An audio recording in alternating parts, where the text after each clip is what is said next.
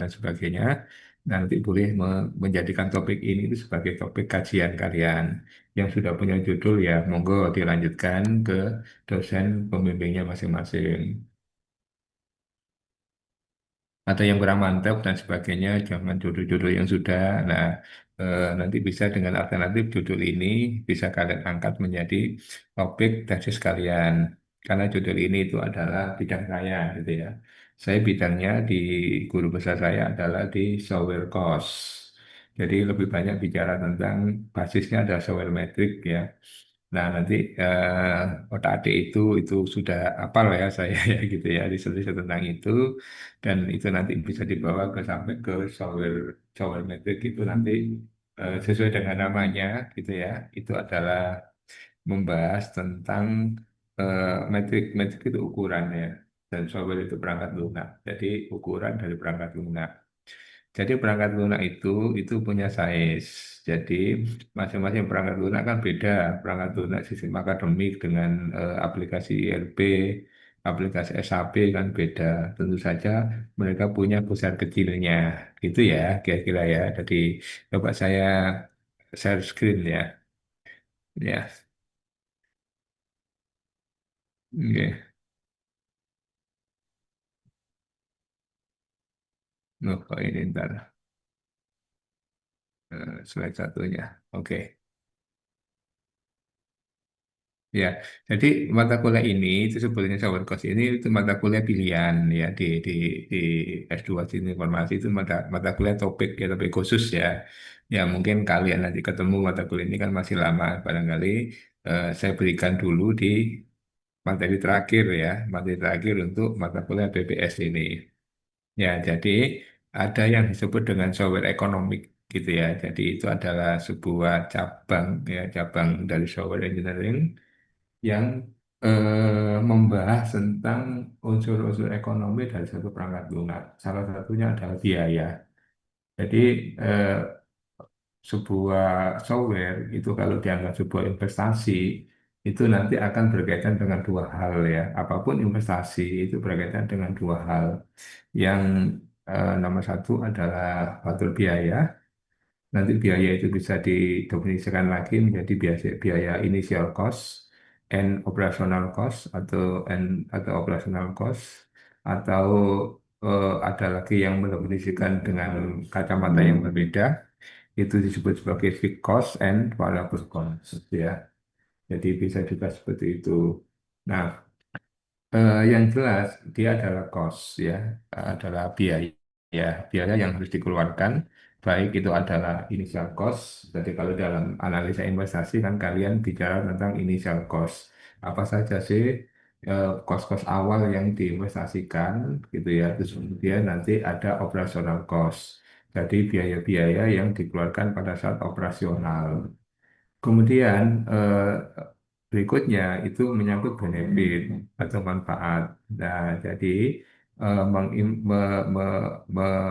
menginvestasikan perangkat lunak dianggap sebagai satu investasi itu nanti harus punya manfaat. Dan manfaatnya itu nanti adalah bisa tangible, bisa intangible. Nah, kemudian perbandingan antara biaya dan manfaat itu nanti di, di dalam analisis investasi itu nanti besarnya macam-macam gitu ya. Kalau di dalam investasi kan kalian bisa menggunakan besaran-besaran yang umum dipakai untuk investasi. Apa itu? Itu adalah ROI, Return on Investment ya. Return on Investment yang sering dipakai. Terus kemudian ada lagi nanti adalah IRR, Internal Rate of Return. Kemudian ada lagi itu NPV, Net Present Value. Kemudian ada lagi itu B, eh, BC, benefit cost gitu ya. Jadi perbandingan antara benefit itu berapa kali, ya itu nanti ada. Terus kemudian ada PI, Productivity Index, dan sebagainya. Itu yang seringkali dipakai oleh orang-orang keuangan itu untuk menganalisis investasi. Nah, seperti itu sehingga sebuah perangkat lunak itu bisa di di ini bisa diukur dengan yang disebut dengan software ekonomik gitu ya. Nah, seperti itu. Nah, istilah ini itu diprakarsai oleh profesor di Amerika namanya itu Boom, ya. Itu buku itu namanya Boom, itu dengan membahas tentang software ekonomik. Di dalamnya nanti itu ada satu model yang namanya COCOMO, gitu ya, cost constructive model. Nah, kalau kalian kenal dengan istilah COCOMO, itu adalah salah satu pemodelan untuk bicara tentang cost di dalam software engineering, gitu ya. Nah, untuk siapa ini? Nah, pengetahuan tentang software engineering ini untuk siapa? Itu bisa macam-macam. Bisa untuk project manager, untuk memperkirakan sumber daya pada saat proyek perangkat lunak itu dieksekusi. Bisa juga untuk klien, gitu ya. Nanti kalau untuk klien itu larinya adalah ke harga pokok produksi atau harga pokok penjualan atau harga pokok produksi, boleh namanya HPP. In English, it is owner estimate cost atau disebut dengan owner estimate cost, gitu ya. Nah itu jadi eh, itu larinya ke situ nanti ya, larinya ke sana. Jadi software ekonomik ini itu penting bagi seorang project manager untuk mengeksekusi sebuah proyek perangkat lunak. Jadi kalau kalian nanti mengadakan aplikasi di dalam sebuah organisasi, itu nanti kan penting sekali mengetahui berapa biaya yang dikeluarkan, berapa sumber daya yang digunakan dan sebagainya. Itu jika jika perangkat lunaknya itu adalah perangkat lunak non organik. Jadi kalau perangkat lunak yang organik kan sudah ada list price-nya, seperti punya Microsoft, punya Oracle, punyanya SAP itu kan sudah ada apa price list-nya, jadi daftar harganya, gitu ya. SAP misalkan itu kan sudah ada nanti biaya masing-masing user. Jadi SAP itu sistemnya kan nanti cost driver-nya itu kan apa namanya per user, dihitung per user. Kemudian juga untuk implementasi awal itu ada biaya yang disebut sebagai implementator gitu ya. Jadi kalau kalian mengimplementasikan SAP itu nanti membayar tenaga ahli untuk implementatornya, menyesuaikan model-model yang ada di SAP itu dengan keperluan organisasi. Terus kemudian nanti ada biaya lagi, biaya sewa per usernya itu dibayar secara tahunan, gitu ya. Nah, seperti itu. Semakin banyak user, itu nanti biayanya semakin besar. Nah, gitu seperti itu ya untuk SAP. Dan aplikasi-aplikasi ERP ini itu semakin hari semakin besar biayanya. Jadi saya pernah menjadi tenaga ahli untuk menghitung biaya implementasi SAP di mana dulu tahun 2016, sudah lama ya. Itu di Pelindo, di Teluk Lamong ya. Di Teluk Lamong mengimplementasikan SAP, kita diminta untuk menghitung biayanya. Akhirnya kita menghitung biayanya itu habis 23 miliar untuk mengimplementasikan SAP di sana, dan itu tidak semua modul, gitu ya, tidak semua modul. Jadi perangkat lunak sudah segede itu, dari 3 miliar itu kalau nggak salah dulu yang 3 miliarnya itu untuk hardware, untuk server dan sebagainya, yang 20 miliarnya untuk software. Jadi artinya bahwa hari ini perangkat lunak dalam organisasi itu adalah apa itu semakin besar, ya, semakin besar. Jadi kalau demikian itu akan layak sekali kalau itu dihitung benefit cost analisisnya, gitu ya, sebagai hitung-hitungan investasi. Nah, seperti itu ya. Maka di sini saya tuliskan penting untuk menentukan strategi investasi yang tepat ya. Nah, seperti itu. Nah, kemudian ini oke, nanti yang disebut dengan biaya di dalam aspek penting dalam software ekonomik itu adalah effort. Jadi effort itu apa? Effort itu adalah waktu yang digunakan untuk mengembangkan sebuah perangkat lunak atau effort. Jadi ukurannya nanti effort, bukan rupiah malah, gitu ya, effort. Cuma effort ini itu kalian bisa bawa ke nilai rupiah atau nilai dolar. Kemudian time, berapa waktu yang diperlukan. Kemudian personil, berapa jumlah orang yang terlibat di dalam mengeksekusi proyek itu. Dan kemudian infrastruktur yang lainnya. Kemudian nanti manfaatnya itu adalah value dihitung dengan ROI, efisiensi atau keunggulan kompetitif. dan seterusnya gitu ya. Nah, itu adalah area-areanya ada. Nah, kemudian untuk mendukung software course ini itu di dalam dunia software engineering itu ada yang disebut dengan software metric. Ya, jadi software metrik itu apa? Software metrik sesuai dengan namanya adalah software perangkat lunak, metrik itu ukuran ya. Software metrik jadi ngukur. Jadi perangkat lunak itu bisa diukur. Apanya yang diukur? Ukurannya, besar kecilnya, size-nya gitu ya. Yang diukur adalah size-nya, besar kecilnya perangkat lunak. Nah, bagaimana cara mengukurnya atau apa ukurannya gitu ya. Nah, kalau kalian bicara tentang misalkan tentang jarak, itu ukurannya kan adalah meter gitu ya, atau kilometer. Kalau jaraknya itu jarak rumah kalian ke kampus ITS itu kan ukurannya kilometer. Kalau jaraknya itu panjang dari sebuah objek tertentu itu kan diukur dengan sentimeter. Kalau kalian beli tanah kablingan itu ukurannya kan meter, nggak mungkin diukur dengan sentimeter gitu ya. Dan nggak mungkin diukur dengan kilometer juga kan gitu. Yang cocok adalah meter. Nah itu disesuaikan gitu ya, disesuaikan dengan objek yang diukur. Nah di dalam perangkat lunak itu juga orang-orang menciptakan ukuran itu gitu ya. Kalau tadi panjang itu diukur dengan meter, sentimeter atau kilometer. Kemudian berat itu diukur dengan apa kalau berat dengan kilogram, gram gitu ya. Kalau kalian beli emas kan ngukurnya dengan gram ya, nggak mungkin kilogram ya. Kalau kalian beli gula kan ukurannya kilogram, nggak mungkin gram gitu ya. Ya, dan sebagainya. Kalau kalian beli apa itu, beli beli apa itu tanah gitu ya atau kalian beli yang lain lagi ukurannya itu ton gitu ya dan sebagainya. Nah itu bisa diukur dengan ukuran massa itu tadi atau ukuran liter, bisa diliteri gitu ya. Jadi kalau beli beras bisa diukurkan dengan liter gitu ya, sehingga ada konversi 1 liter itu berapa kilo gitu ya. Nah berapa kilo kira-kira 1 liter ya. Kalau di desa-desa kan kalau beli beras kan diukur dengan liter ya, di liter ya, 1 liter gitu ya, atau ah, 1 liter itu berapa kilo gitu ya. Nah, kira-kira kan sekitar 0,8 ya, 0,7 sampai 0,8 kilo gitu ya. Nah, seperti itu. Dan seterusnya itu yang bisa di liter ya. Kalau biji-bijiannya kecil itu bisa di liter, tetapi kalau yang apa kalian beli gula kan nggak mungkin di liter ya. Nanti semutnya akan datang gitu ya. Lalat sama semutnya akan datang. Jadi kalau gula biasanya lebih suka di kilo ya, di kilometer gitu ya. Kilogram, sorry, kilogram. Nah, itu adalah satuan yang dibuat orang untuk mengukur satu objek.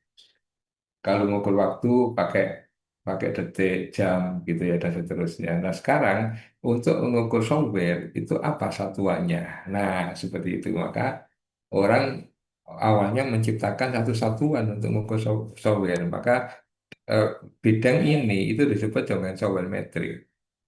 Jadi besar kecilnya perangkat lunak itu bisa diukur dengan satuan-satuan tertentu tadi itu, gitu ya. Nah, kemudian kemudian orang menciptakanlah apa yang disebut dengan measurement-nya, ukurannya. Apa saja itu? Nah, awalnya seseorang itu menciptakan ukuran itu dengan satu besaran yang disebut dengan slog ya, source line of code.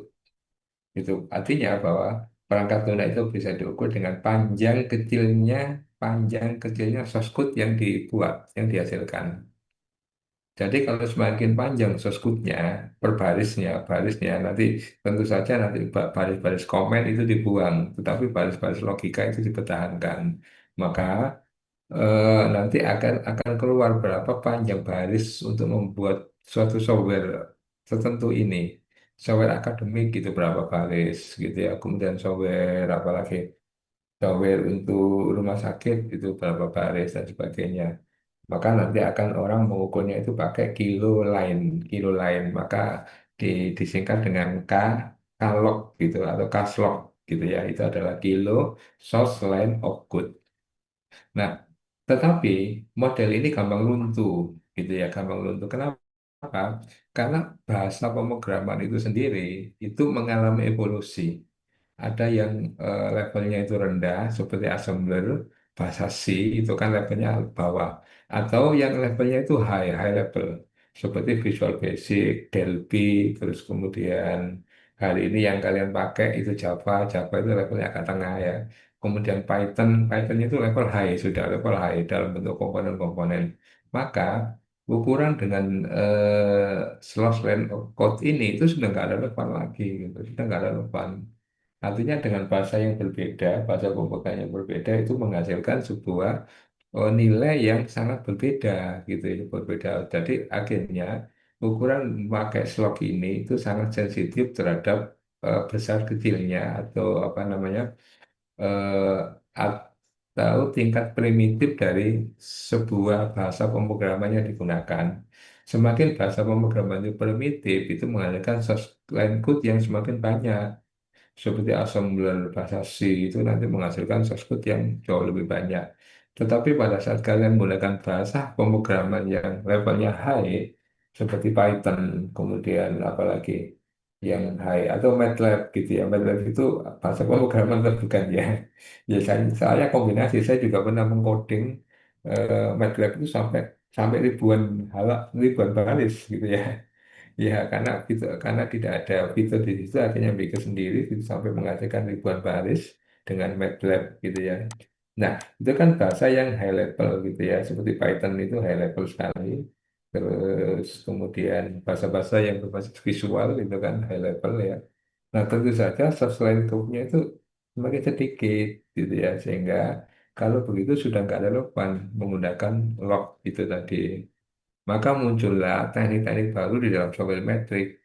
Nah, apa saja teknik-teknik baru itu? Mungkin di slide ini ada ya, coba saya cari ya. Nah, ini. Nah, ini. Jadi jenis software metriknya ini. Nah, log itu nggak relevan ya. Akhirnya muncullah apa yang disebut dengan function point analysis atau FPA. Jadi FPA ini adalah salah satu teknik ya untuk melihat sebuah perangkat lunak itu, fungsionalitas perangkat lunak itu dari titik-titik fungsi. Makanya namanya adalah function point analysis. Jadi titik-titik fungsi gitu ya. Nah, kemudian nanti yang dihasilkan adalah besaran EVA namanya. Nah, kemudian besaran EVA itu bisa dikonversi menjadi import. Namanya nanti satuannya adalah man hours. Jadi, jadi satuannya itu bisa, sorry, ya bisa man hours. Man hours itu orang jam, gitu ya, atau orang jam, ya. Eh, Seperti itu. Kemudian nanti orang juga menggunakan satu teknik yang lain lagi namanya use case point. Kemudian nanti ada teknik lagi yang namanya varian dari use case point itu namanya cosmic function point. Kemudian nanti ada yang disajikan oleh Boom itu namanya COCOMO cost constructive model. Jadi empat besaran ini mulai dari function point analysis, use case point, cosmic point, dan COCOMO itu adalah besaran-besaran untuk software metric yang sangat terkenal gitu ya, yang sangat terkenal dari empat itu. Yang lain-lainnya itu memang ada, tetapi masih berupa varian-varian yang kecil, yang tidak segede empat ini. Dari empat ini itu yang mana yang paling banyak dipakai? Nah, kita nggak bisa menentukan mana ya, karena empat-empatnya ini itu adalah yang paling banyak digunakan. Gitu ya, mulai dari function point analysis, kemudian ada use case point itu juga diilhami dari function point analysis.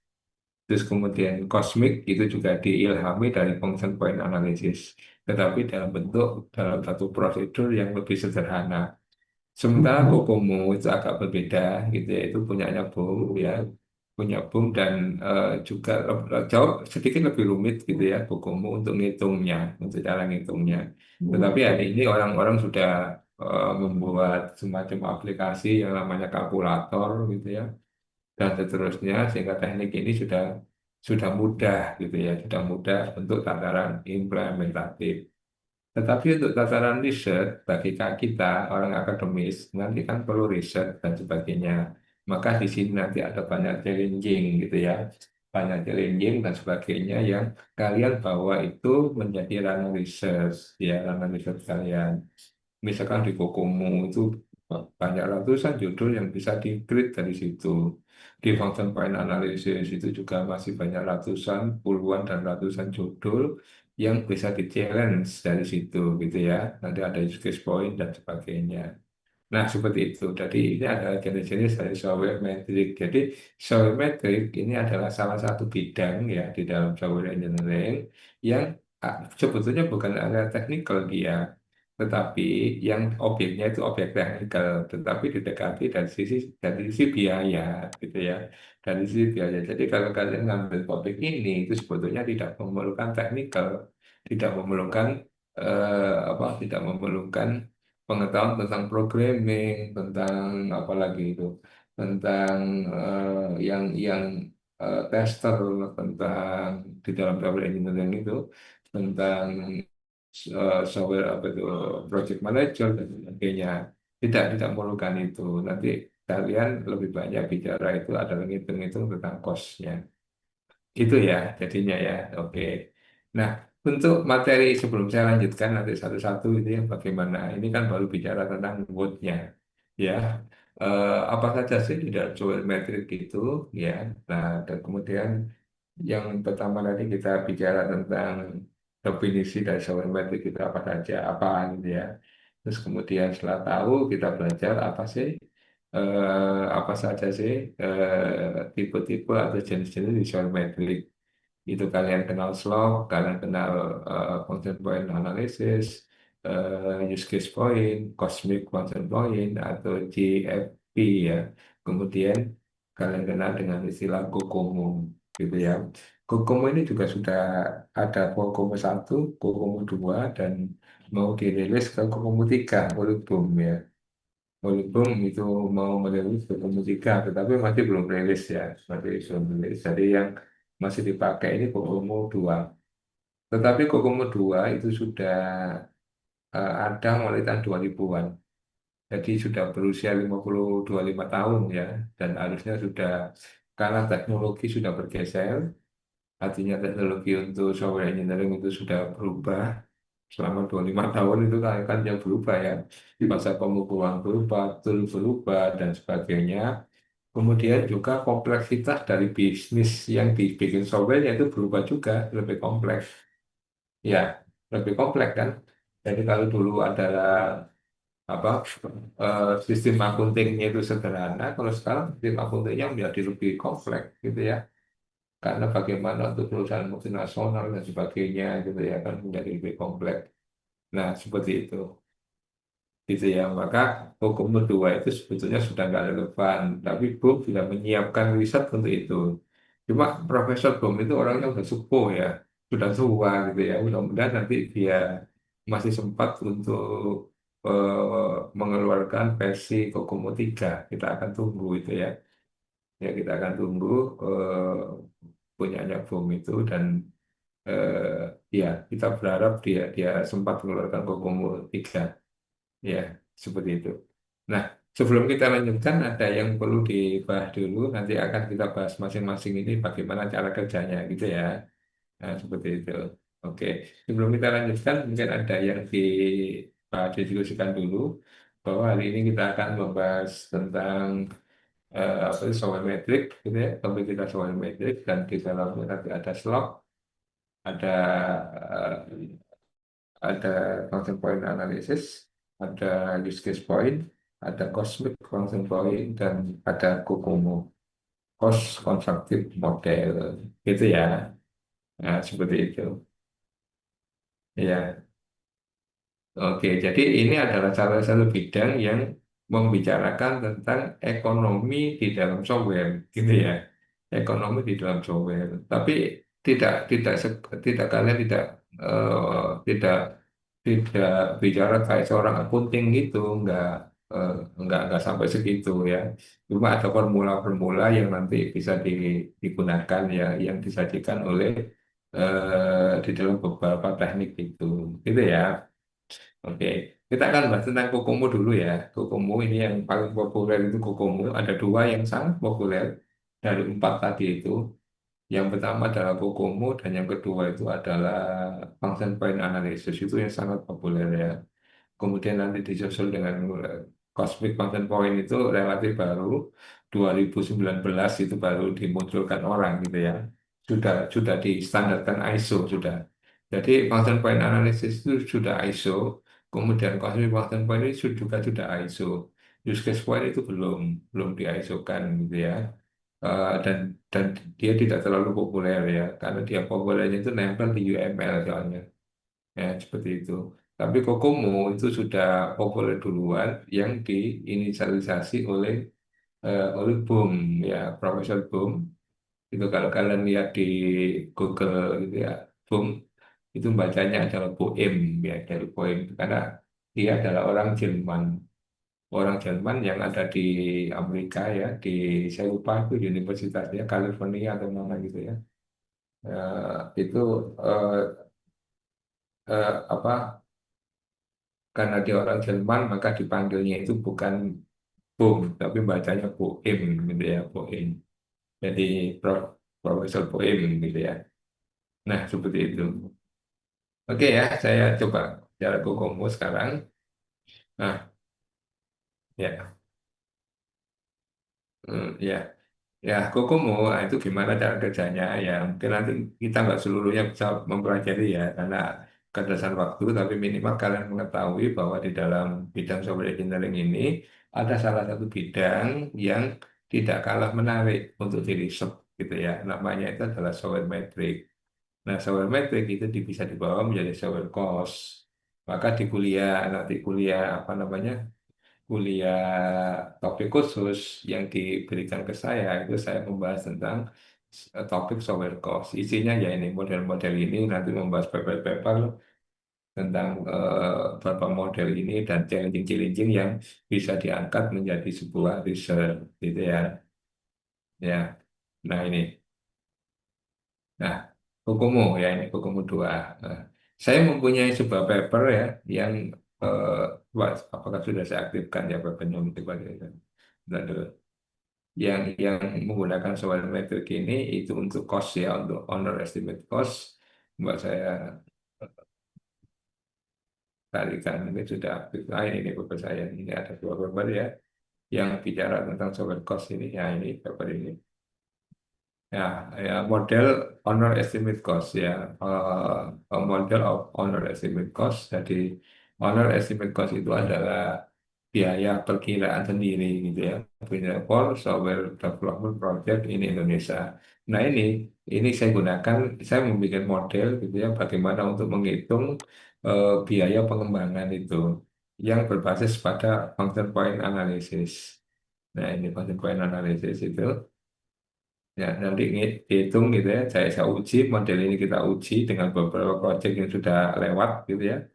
Dan itu kita jadi ini saya membuat panduan ya bagaimana ngitungnya atau model itu bukan panduan ya, tapi satu langkah-langkah menjadi panduan gitu ya. Eh, Ngitung bagaimana untuk ngitung perangkat lunak. Jadi akhirnya saya definisikan ini dalam bentuk langkah-langkah gitu ya, langkah-langkah ini langkah-langkah ini yang saya kotai yang di atas itu mungkin ya. Ini pada tahun 2019 sudah lama gitu ya, publishnya di sini di Software Evolution and Process. Ya. Nah ini langkah-langkahnya ini step in the nah, ini. Jadi langkah-langkahnya itu adalah sebetulnya sederhana ya langkah-langkahnya ya. Itu adalah langkah di software metric use case point ditambah dengan beberapa langkah untuk mengarahkan ini menjadi cost ya menjadi cost karena pada di dalam software metric itu nanti terakhir itu di effort ini import ini sampai di sini jadi kotak yang ini yang putus-putus ini itu adalah langkah-langkah di dalam use case point nanti akan menghasilkan import itu kita bawa terus kita tambah langkah-langkahnya nanti sampai menghasilkan nilai rupiah yang kita sebut dengan owner cost estimate.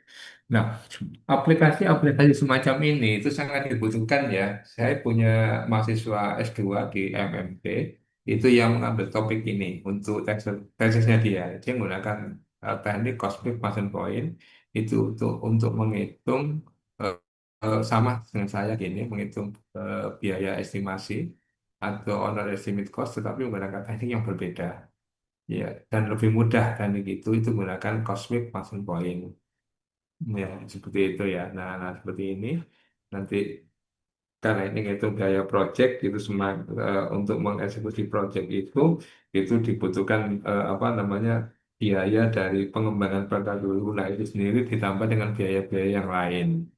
Jadi kalau proyek yang di luar kota itu kan ada biaya penerbangan, ada biaya apa penginapan, ada biaya yang lain-lain itu ditambahkan aja. Nah, ditambahkan aja gitu ya. Nah, seperti itu kira-kira. Nanti biaya lain-lain itu kita sebut adalah non personal direct cost karena di dalam pengembangan software itu itu yang lebih banyak itu adalah biaya itu adalah manusianya. Jadi biaya yang banyak itu biaya apa? Biaya gaji gaji tenaga ahlinya itu mulai dari seorang project manager, kemudian juga seorang analis, kemudian seorang business analis, kemudian beberapa orang programmer, kemudian beberapa orang tester, dan seorang dokumenter ya, seorang mendokumentasikannya. Nah, terus kemudian orang yang memberikan pelatihan, training dan sebagainya. Maka peran-peran itu nanti mempunyai gaji yang berbeda-beda. Jadi programmer nggak mungkin biaya gajinya sama dengan seorang manager. Tentu saja project manager itu berapa kali lipat dari programmer, gitu ya, dan seterusnya. Nah, seperti itu nanti. Kemudian itu nanti kita sebut dengan semua biaya itu yang berkaitan dengan manusianya itu kita sebut dengan biaya personal direct cost. Jadi biaya personel personel langsung. Kemudian kita tambahkan dengan biaya yang di luar personal direct cost yang kita sebut dengan non personal direct cost. Nah, ini yang meliputi tadi itu meliputi adalah biaya tiket penerbangan, biaya akses bagasi, kemudian biaya yang lain-lain gitu ya, lokal transport dan seterusnya. Kalau memang proyeknya itu ada di lokasi yang berbeda. Nah, seperti itu kira-kira ya. Jadi akhirnya dengan teknik ini nanti akan bisa memandu seseorang itu memperkirakan biaya untuk bikin perangkat lunak itu sebelum proyek itu ditenderkan. Jadi sebelum proyek itu ditenderkan itu kan ada satu mekanisme gitu ya. Ada satu mekanisme itu adalah PPK ya namanya ya panitia PPK itu apa singkatannya ya panitia pokoknya yang ngurusi lelang gitu ya, yang ngurusi lelang nanti bisa kalian search ya di Google ya. Yang ngurusi lelang itu membuat estimasi biayanya atau yang disebut dengan membuat biaya HPS, harga perkiraan sendiri. Nah, seperti yang dilakukan oleh Pelindo tadi, karena dia itu tidak bisa mengestimasi sendiri, maka dia itu meng-hire orang-orang dari kampus untuk membantu dia untuk mendefinisikan berapa HPS-nya. Dan nilai HPS itu nanti itu diumumkan pada saat tender itu dilakukan, gitu ya. Nah, setelah itu baru nanti rekanan itu memasukkan tawarannya, kemudian nanti apa panitia PPK tadi itu akan mengevaluasi, gitu ya, kelayakan dari sisi personilnya, dari sisi tenaga ahlinya dan sebagainya, dan dari sisi biayanya ya kemudian nanti akan ditentukan siapa yang menang tender dan kemudian mereka lah yang mengeksekusi project itu. Nah seperti itu gitu ya sehingga eh, adanya teknik yang baik yang akademis kemudian yang berbasis research yang dan sebagainya itu sangat diperlukan karena kenyataannya selama ini yang terjadi itu adalah project yang sama tetapi hampir sama, proyek yang hampir sama, tetapi dieksekusi, diimplementasikan di kabupaten atau provinsi yang berbeda, itu nilainya itu bisa jomplang banget, gitu ya. Sehingga apa itu LPSE itu lembaga apa yang bertugas untuk masalah lelang-lelang ya, pengadaan barang ya di Indonesia itu sangat memerlukan teknik-teknik yang yang bisa dipertanggungjawabkan secara akademis, gitu ya. Karena definisi dari harga itu sebetulnya adalah harga yang layak di pasar setempat. Kalau itu barang atau jasa. Nah, nah pada saat sudah bicara software, harga yang layak itu berapa? Dengan kondisi tempat kan tidak ada acuannya gitu ya. Kalau misalkan harganya tukang berapa harian itu kan dengan nanya aja di sini berapa pasarannya gitu kan gitu. Kalau di Surabaya berapa, kalau di daerah berapa gitu ya dan sebagainya. Nah, sementara perangkat lunak itu tidak ada acuannya sampai hari ini. Maka sebetulnya kalau kita riset di bidang ini itu sangat diperlukan, sangat dinanti gitu ya istilahnya ya. Sangat ditunggu oleh lembaga LPSC itu untuk memberikan justifikasi akademik gitu ya bahwa penetapan harga itu ada landasan teoritisnya. Nah, seperti itu ya. Jadi seperti itu. Jadi di dalam dunia praktis itu juga harusnya berbasis kepada akademis dan akademis juga berbasis pada praktis gitu ya. Jadi apa yang ada di dalam teori, ada di dalam jurnal itu itu bisa diterapkan ya dan apa yang ada di lapangan itu bisa diambil datanya untuk riset kembali untuk menghasilkan teori baru. Nah, seperti itu. Maka perkembangan pengetahuan, ilmu pengetahuan itu kan begitu. Jadi apa yang ada di teori itu hendaknya bisa diterapkan dan apa yang ada di lapangan itu bisa diriset kembali untuk menghasilkan teori baru. Jadi sebetulnya tidak perlu dipertanyakan gitu ya, apa apa korelasinya antara dunia kerja, dunia praktis dan dunia akademis gitu ya. Ya memang saling berinteraksi gitu ya. Dan apa yang ada di dalam dunia praktis itu bisa diriset dan apa yang hasil dari dunia riset itu bisa diimplementasikan. Nah, seperti itu. Gitu ya. Jadi untuk tataran-tataran manajer ke atas dan sebagainya itu selalu ngambil keputusan itu berbasis kepada tataran akademis. Ya, sementara kalau kalian lihat jargon bahwa di kebanyakan teori dan sebagainya itu sebetulnya menurut saya tidak benar gitu ya. Harusnya itu ya apa-apa yang diterapkan di dunia praktis itu berbasis kepada akademis gitu ya. Berbasis kepada akademis untuk memberikan landasan yang kuat terhadap keputusannya itu gitu ya. Nah, seperti itu. Jadi harus berbasis pada paper ilmiah dan sebagainya.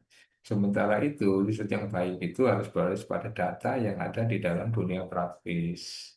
Nah, akhirnya sinergi itu kan menghasilkan hubungan timbal balik yang saling menguntungkan, gitu ya, yang saling menguntungkan, ya. Nah, seperti itu.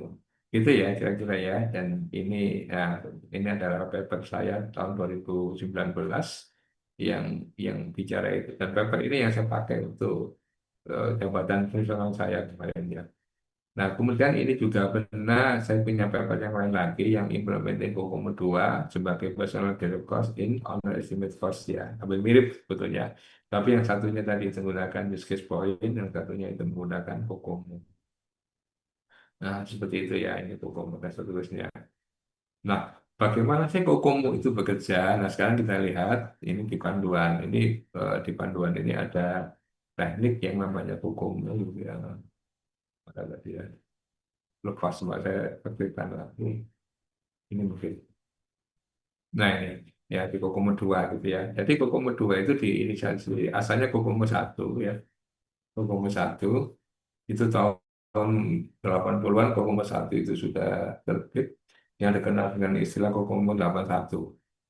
Bukan bukan Kokomo 81 itu eh, di, diterbitkan oleh BUM tahun 81 bukan. Tetapi berbasis kepada 81 data. Gitu ya data awal data proyeknya BUM untuk membuat teori Kokomo ini Kokomo 1 dan kemudian tahun 2000 itu diperbarui menjadi Kokomo 2 dan kabarnya tahun 2025 ini diperbarui menjadi Kokomo 3 tapi belum rilis ya sehingga masih Kokomo 2 ini masih dianggap sebagai teori Kokomo yang saat ini masih berlaku. Nah, apa yang dibahas di dalam Kokomo, jadi intinya adalah Kokomo ini adalah salah satu teknik untuk menghitung besar kecilnya perangkat lunak. Nanti satuannya apa? Satuannya adalah eh, man man months gitu ya. Jadi orang bulan gitu ya. Jadi orang bulan man months. Kemudian nanti eh, apa effort man months ini itu bisa dibawa ke nilai dolar atau nilai rupiah ya. Nah seperti itu. Nah ini bagaimana caranya? Nah ini agak panjang gitu ya ceritanya untuk Kokomo 2 ini. Jadi ada beberapa versi di dalam Kokomo 2. Eh, itu nanti ada beberapa ya ada beberapa versi. Cuma kita dalam konteks ini nggak bicara berapa versi, kita bicara tentang Kokomonya saja gitu ya. Jadi nah ini Kokomo ini nanti menggunakan formula seperti ini. Ya ini formulanya. Nah ini adalah PM. PM itu adalah person months ya person month. Jadi orang bulan ya. Kemudian formulanya BOM itu adalah A langsung ya A dikalikan dengan base dipangkatkan E dikalikan dengan multiplier ya multiplier 1 sampai 8 kemudian sigma M1. Nah seperti itu ya ini formulanya. Kemudian di mana nilai B itu nilai E itu adalah nilai B ditambah 0,01 dikalikan dengan sigma SF ya. SF itu adalah skill faktor ada 5 scale faktor gitu ya SF itu dan oke nah seperti itu jadi nanti kita akan ketemu A dan B A dan B itu adalah konstanta ya ya ini enggak ada ya saya carikan A dan B itu adalah konstanta konstanta jadi ini jadi boom itu mendefinisikan nilai A B C D ini adalah sebuah konstanta jadi nilai A itu didefinisikan oleh boom itu 2,94 B itu adalah 0,91 C itu 3,67 dan nilai E itu adalah 0,28. Itu dianggap sebagai nilai default. Nah, kemudian tetapi BUM itu menyatakan bahwa dari mana nilai A, B, C D didapatkan, tentu saja dia mendapatkan konstanta ini itu dari 81 proyek yang dia amati. Akhirnya dia mendefinisikan sebuah konstanta itu. Nah, kemudian kalau kita itu mempunyai proyek-proyek sendiri, kita bisa mengkalibrasi, istilahnya itu mengkalibrasi angka-angka ini. Kita boleh nggak menggunakan angka-angka ini, tetapi angka-angka kita sendiri yang kita dapatkan eh, dari proyek histori kita nanti akan bisa dikeluarkan ABCD-nya itu gitu ya. Nah, itu yang menarik gitu. Ini konstanta. Nah, kemudian beberapa teknik mesin learning dan sebagainya di paper-paper ilmiah itu kalau dia menerapkan teknik e-learning itu bisa bisa aja neural network, kemudian apalagi koloni, kemudian dan tadi yang lain seperti deep learning dan sebagainya, pada saat itu diterapkan di dalam software cost estimation, itu sebetulnya cara kerjanya itu adalah mengkalibrasi nilai A, B, C, D ini aja sebetulnya dengan data-datanya dia punya dengan data historicalnya dia dengan menggunakan teknik algoritma tadi itu apa teknik machine learning tadi itu. Nah, itu mengkalibrasi bahwa nilai A, B, C, D-nya ini tidak segini, tetapi sudah diperbarui oleh nilai dia. Kemudian dari nilai yang jadi diperbarui itu dia masukkan ke dalam dataset yang lain lagi, nanti akan didapatkan hasil estimasinya. Kemudian hasil estimasi itu dibandingkan dengan hasil estimasi yang dilakukan oleh Kokomo secara reguler, tidak menggunakan machine learning atau menggunakan data konstanta yang ada ini. Nah, kemudian nanti dilihat berapa perbedaannya dan sebagainya. Nah, seperti itu kira-kira. Itu yang dulu saya lakukan sebelum tahun 2016. Saya banyak bermain-main untuk mengkalibrasi nilai A, B, C, D-nya di dalam apa teknik Kokomo. Itu ya. Nah, seperti itu. Nah, kemudian kemudian setelah itu dimasukkan nanti size ya. Jadi size itu apa? Size itu ini tadi. Di dalam formula ini size ini, size. Nah, gimana size ini? Size itu BUM menyarankan ada dua. Bisa didapatkan dari function point analysis atau dihitung dari software log, dari log gitu ya. Maka Di sini di dalam web itu sudah sangat karena ini teknik lama gitu ya. Maka di web ini sudah ada beberapa teknik yang disebut dengan kalkulator ya, kalkulator. Kokomo kalkulator ya, Pak, kita cari aja. Kokomo kalkulator itu sudah ada ya. Oh, ini itu Kokomo kalkulator. Jadi sudah ada kalkulatornya untuk ngitung itu ya. Jadi seperti ini. Ini Kokomo kalkulator. Ini size-nya ini kalian pakai function point atau menggunakan size line of code gitu ya. Nah, ini misalkan ini adalah saya gunakan function point gitu. Lalu dimasukkan, diminta masukkan unadjusted function point itu berapa. Saya masukkan dengan nilai 1000 gitu ya. Nilai 1000, kemudian bahasa pemrogramannya pakai apa dia. Oh, saya pakai Java gitu ya. Oke, terus kemudian nanti disuruh masukkan nilai ini.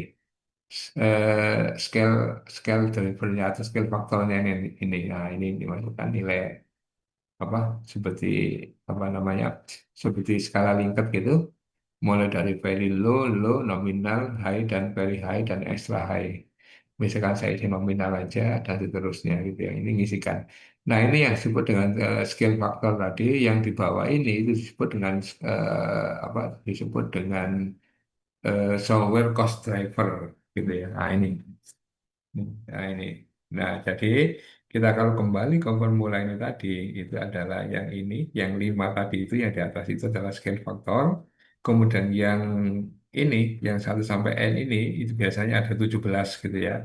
Bisa ada 17, bisa ada 8, tergantung apa itu, tergantung mode apa yang software yang kalian definisikan gitu ya.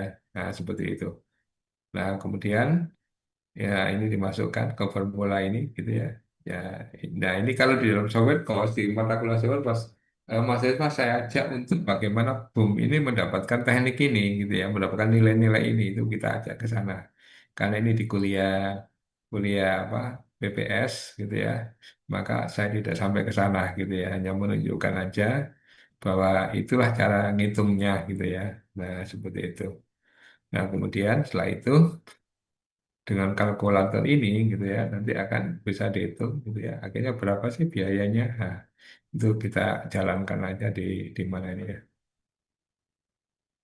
Oh, ini kalkulit ini ya, kita ngitung ini. Nah, ini, nah seperti ini langsung muncul gitu ya, muncul maka ini biayanya adalah ini importnya adalah 231 US dollar gitu ya. Nah, ini nanti belum kita isi soalnya ini cost per person month-nya ini berapa ini. Persemanya persemanya kita hargai berapa gitu ya ini supaya dolarnya bisa muncul. Kalau ini kan sudah muncul ini importnya adalah 231 perseman. Nah, kalau persemannya itu kita hargai misalkan aja contoh 20 persemannya itu 200 dolar gitu ya, tapi kok dikit 100 dolar gitu ya. Misalkan gitu. Maka nanti dolarnya akan keluar ya. Nah, ini dolarnya akan keluar di dalam program kalkulator ini ya, seperti ini ya ini. Ya, nah yang menarik kalau ini kan di dalam dunia praktis langsung pakai kalkulator. Kalau di dalam dunia riset ya sebetulnya masing-masing komponen ini itu dibahas gitu ya dibahas apa yang dibahas dan sebagainya itu mungkin orang tidak membahas seluruhnya. Ada cukup orang membahas tentang satu aja gitu ya. Misalkan penelitian yang dilakukan oleh siapa itu? Saya masih ingat oleh anak penyebum namanya itu Anandihira dari India gitu ya. Itu mempermasalahkan satu acap. Acap itu adalah acap itu mana acap itu? Acap itu jadi ini personel acap itu. Nah, ini acap. Ini personel continuity. Ya, ini personel continuity ya ini personal continuity. Jadi apakah tenaga kerja yang mengeksekusi itu mempunyai keberlanjutan atau tidak dan sebagainya gitu ya. Nah, itu akhirnya nanti dia apa menchallenge itu dan kemudian nanti itu bisa dianalisis dianalisis sehingga formulanya ini gimana formulanya boom ini. Nah, itu skala riset gitu ya. Skala riset. Jadi semua komponen ini itu bisa di challenging, bisa dipertanyakan. Tentu saja pada saat kalian mempertanyakan ini, kalian akan melakukan studi pendahuluan, kemudian kemudian kalian akan apa itu? Kalian akan mempertanyakan ini kan mempunyai hipotesis baru gitu ya, maka kalian nanti akan membuktikan hipotesis kalian itu berbasis pada data, sehingga nanti pertanyaan risetnya itu akan terjawab gitu ya, terjawab. Nah, seperti itu kira-kira ya untuk topik-topik yang berbasis kepada software apa tadi software metrik. Oke, sampai di sini ada yang mau ditanyakan. Jadi intinya ada beberapa teknik gitu ya untuk apa namanya untuk perhitungan software metrik. Ada COCOMO, ada function point analysis, kemudian ada apa cosmic function point, kemudian ada use case point gitu ya. Ya, ya. Nah seperti itu ya. Jadi Eh, ya, silakan Adi, silakan Pak sambil Solik, saya istirahat minum dulu, silakan. Ya. izin bertanya, ini saya izin bertanya itu sih Pak, lebih terkait ke tugas akhir nanti. Hmm. Nah, ini ada 3 pertanyaan Pak dari teman-teman. Yang pertama itu memastikan lagi untuk template dokumen SRS-nya ini bebas atau ada template yang harus diikuti Pak. Terus yang, Saya bebas saja ya, oke bebas bebas. saja. Ya, yang penting logis gitu, yang kalian buat itu logis gitu ya. Oke, Oke. kemudian yang kedua itu untuk dokumen SRS-nya di dalamnya itu apakah perlu ada template semacam penjelasan function itu menggunakan codingan Pak? Hmm, kalau dokumen SMS kan nggak perlu sampai codingan. Iya benar. Ini Iya, saya kan memastikan sama. saja Ya, kira-kira perlu untuk dimasukkan juga atau tidak. Tidak tidak perlu. Oke. usah, tidak usah. Terus untuk yang terakhir pertanyaannya untuk pengumpulan nilainya nanti pas Hmm. setelah kita presentasi final project itu selain dokumen SRS itu apa lagi Pak yang perlu kita siapkan? Eh, Softwarenya saja nanti ya, softwarenya atau mungkin apa itu? Ya, softwarenya didemokan nanti, terus kemudian kalau berupa web, saya dikasih linknya web gitu ya, sama ininya, sama apa namanya, sama passwordnya gitu ya, supaya saya bisa Hmm. masuk gitu ya. Kalau berupa web ya, kalau itu berupa apa itu, eh, local host ya. Kalau local host ya dikopikan aja di situ nanti supaya kalau saya bisa implementing di komputer saya di laptop saya bisa gitu ya. Oke baik berarti Ya, ya gitu aja. untuk apa Hmm. izin memastikan lagi berarti yang pertama Hmm. dokumen SRS kemudian kalau umpamanya Ya, kita tidak nge-publish di internet itu cuma ya, perlu link GitHub saja. Terus iya kalau umpamanya betul. memang kita publish berarti Ya, internet gitu. apa sorry URL dari webnya kami ya Pak Ya. ya. Iya, gitu Oke aja ya. baik baik terima Gitu ya. kasih Pak. Nanti dilaksanakan mungkin minggu depan ya. Siap ya minggu depan ya. Siapa? Cuman untuk jamnya Oke. ini masih sempat apa? Saya ingin diskusi dulu sama Mas Tio soalnya hari Iya. Jumat juga itu eh, presentasi TGP tugas kelompok di mata kuliahnya Prof Arjun. Oh gitu. Di Pak Ya Pak. Anu. Kalau gitu nggak apa-apa. Saya mundur aja nggak apa-apa. Saya mundur minggu depannya nggak apa-apa. Tapi bukan hari Jumat, tapi hari Selasa atau apa gitu ya. Ya, nanti saya pastikan dulu Ya, ya ya, Pak. ya, ya. Oke Ya ya. baik. Gitu ya. Terima kasih Pak. Ya siap. Oke, ya. Silakan Rosi. Muhammad Rosi. Nggih Pak, izin Pak, izin Ya. bertanya Pak. Untuk presentasinya sendiri itu nanti akan dilaksanakan online apa offline gitu Pak? Sebaiknya offline aja ya. Gitu ya. Izin lagi Pak, misal Pak, Iya. misal kan hari Jumat kan itu misal kayak saya sendiri itu kan udah pesen tiket pulang ya Pak. Nah, Nu. gitu tuh bagaimana Pak? Wah ini. Ya, anu aja, nanti ngambil kelompokmu lebih awal aja. Hari-hari kan nggak ada sama kan ya? Ya, nggak ada sama. Jadi kamu minta hari Selasa saja dengan saya gitu. Ya, hari Oh, Kamis. Selasa besok gitu. Hari Oh, hari Kamis. Kamis. Ya, hari Kamis saja Oke, dengan oke. saya gitu ya. Ya, untuk Oke, oke, kelompokmu siap hari Pak. Kamis saja gitu. Karena ya supaya bisa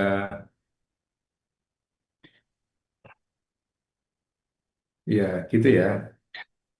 Oke, oke, oke, Pak. Oke, baik, Kamis masih di sini Pak. Masih di Pak. Oke, ya gitu ya. Ya, Rosi, kamu rumahnya mana Rosi? Kebetulan itu di Jakarta, Pak. Mau ke Oh di Jakarta Jakarta. hari Jumat. Oh mau ke Jakarta. Ya udah nanti kamu minta hari Kamis kelompokmu itu nemui saya gitu.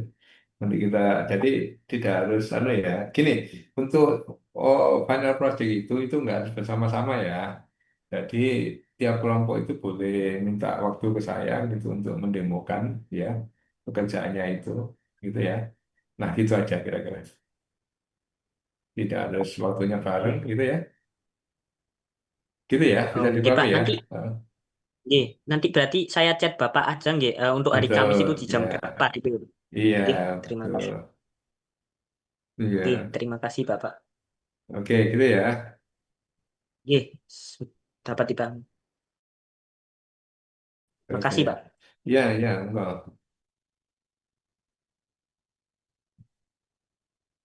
Ada yang lainnya kira-kira?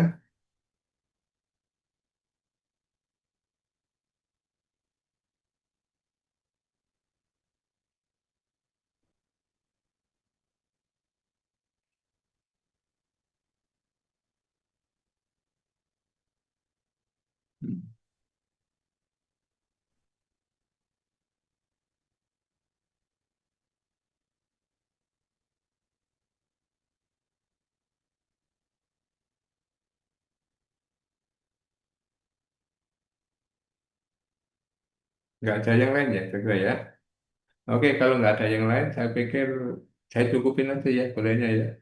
Karena tadi hanya pengenalan aja, ada soal metrik yang menjadi satu topik ya kita tidak membahas secara detail gitu ya di dalam masing-masing topik itu dan nanti kalau memang kalian berminat silakan kalian untuk mendalami atau mengkontak saya dan sebagainya gitu ya. Eh, Sekalian sekarang fokus untuk menyelesaikan pekerjaannya itu ya ya final projectnya itu dan begitu aja nanti mekanismenya jadi yang yang keburu karena mau pulang dan sebagainya itu bisa kontak saya eh, karena mungkin di kampus minggu depan itu hari Kamis dan Jumat ya. Nah, setelah itu mungkin karena Pak Alif Junedi ya, itu sudah menjadwalkan kalian hari Jumat, ya mungkin nanti untuk demo final project saya itu bisa dilaksanakan di minggu depannya. Tetapi tidak hari Jumat ya, mungkin hari Selasa atau Rabu gitu ya. Itu ya, kira-kira ya. Oke, Oke, baik Pak, siap. oke, kamu lihat silakan ya. Oke, kalau gitu ya. Oke, kalau gitu ya, saya cukupkan aja kalau gitu kuliahnya ya. Hari ini dan sampai jumpa kembali di dalam presentasi final project ya di minggu depan atau 2 minggu lagi. Itu ya, kira-kira ya. Oke, kalau gitu saya akhiri sampai di sini. Silakan absen dulu ya tadi ya. Saya akhiri sampai di sini. Assalamualaikum warahmatullahi wabarakatuh. Waalaikumsalam Waalaikumsalam warahmatullahi Waalaikumsalam. wabarakatuh. Terima kasih Terima Pak. Oke, kasih. sama-sama. Terima kasih Ya, Pak. oke, sama-sama.